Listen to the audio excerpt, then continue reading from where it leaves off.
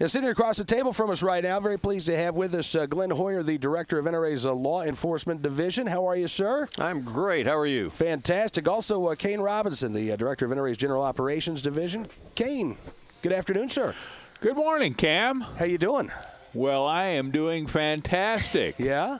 Having a good time here in Albuquerque? This is the place to be. I spent, 34 years as a cop, and so here I'm down here with all kinds of top police shooters, and we're having a super time. Yeah, this is a great event, Glenn, and the weather has cooperated last night. You know, we had some thunderstorms roll through, and I was a little curious to see what the weather would be like when I opened up my hotel window this morning, but the sun was shining. It's dry as a bone out there, and great conditions for shooting. Well, I appreciate the notice of the weather. I did ask Kayne if he could do a memo to make sure we had great weather, and he got that squared away for us. Congratulations. I did. We communicate with some past presidents of NRA. I was going to say, you got Grant good contacts. and many others that and they help us out in that regard. But the cops will shoot no matter what the weather is, and this is a fantastic collection of the finest police firearms instructors in the world that come down here and compete against each other. But they also exchange information about what's happened in their departments and their organizations as regards training, what's working good, what's not working, how do they handle shooting situations, how do they use those kinds of things that happen in their cities and their counties and states to train officers, to make them safe and to better use firearms. And so it's a whole smorgasbord of different activities. Yeah, one of the I think one of the most fascinating things is hearing these officers talk about getting together and talking about cases and actually developing leads, and in fact, in some occasions, solving cases based on communications that and relationships that are developed right here at the NPSC. Yeah, that happens. Probably the bigger thing, though, is training techniques. You have hundreds of situations that develop all across the United States and across the world, and how they're handled and what worked and what didn't work and what might be a better way of handling it, or taking those things that were very successful and spreading them around to other departments and other training systems is really the key to this operation. In the process, of course, those instructors are fine competitors and some of the greatest shots in the world, and they shoot and compete against each other and practice those techniques. But the main thing is all of this exchange of information and perfecting our training around the country and actually around the world. We have people here from Germany and Russia and all over, and there's interesting things that happen in those countries that are useful also. Yeah. It was so interesting because I interviewed one of the shooters from the German team that you mentioned it, and he was talking about how, first of all, talk about difference. He was saying the competitions, one, they never have hundreds of people standing on a line. And he says, you talk about getting your adrenaline pumping, looking right, looking left, they never have this. But he was also talking about so many of their ranges are indoors, so they don't have the lighting that they do have here. But it was interesting when you talk about exchanging ideas, because he said, you know what the neatest thing is? I know this is a competition. He said, but you know what's so neat is I'll step back off the line and I can ask one of my buddies who's standing there competing with me, what did I do wrong? How come not? And that, I think, is a sense of the camaraderie and the competition combined. It's really And then neat. they take those kinds of things back. Sure,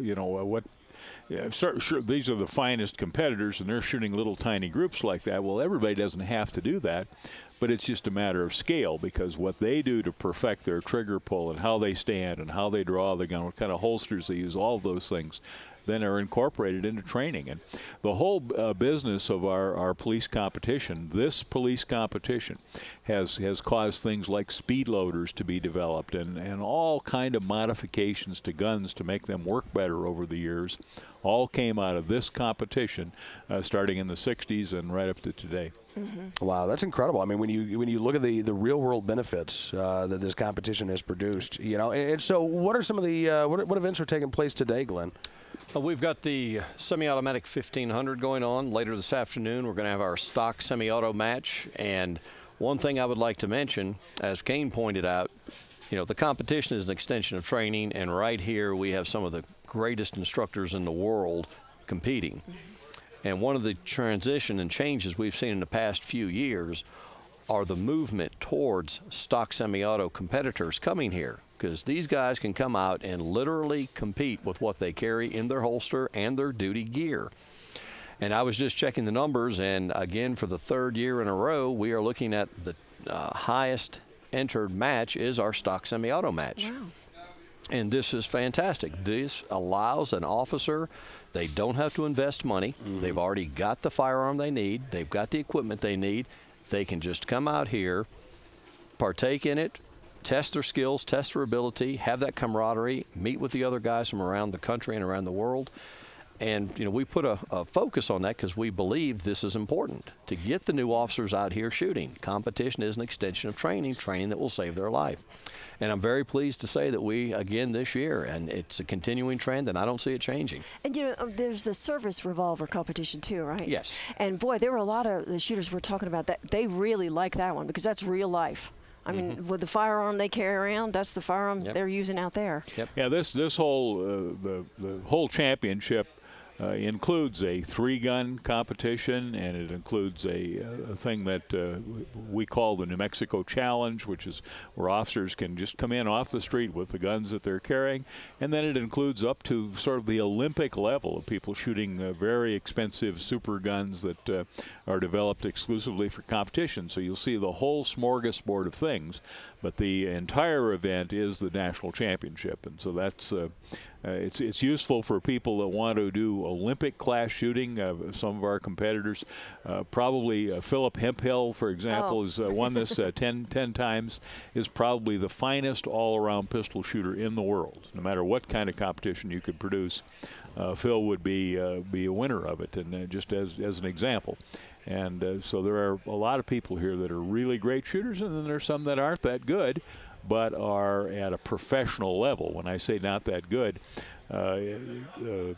you have the sort of Olympic class, and then you have the rest of many, many firearms instructors, and then you have ordinary police officers who are competent with their guns but haven't spent a whole lifetime in competition.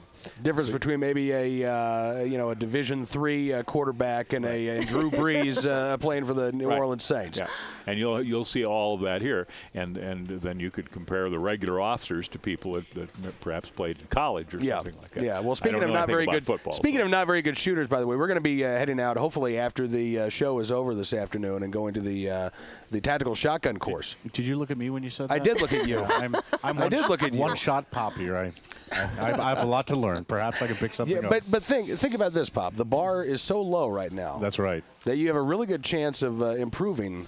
I can't do much worse. Exactly. He uses muzzle loader yet? Anything can. We can't muzzle Pop at all. Yeah, forget that.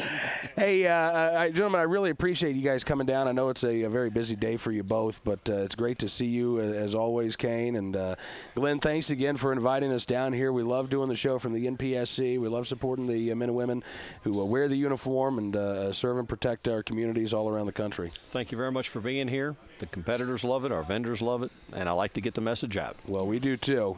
Kayne Robinson, Glen Hoyer with us. It's 18 after the hour. We're going to take a quick time out. But when we return to the program, we're going to talk with Greg Foster. He's with Sig Sauer, and they're also here at the National Police Shooting Championships. We've got more poll news for you, more news of the day as well. And we'll also tell you why perhaps one reason why Newsweek was recently sold for $1. Keep it right here. There's more Cam and Company coming up right after this here on NRAnews.com and Sirius XM Patriot.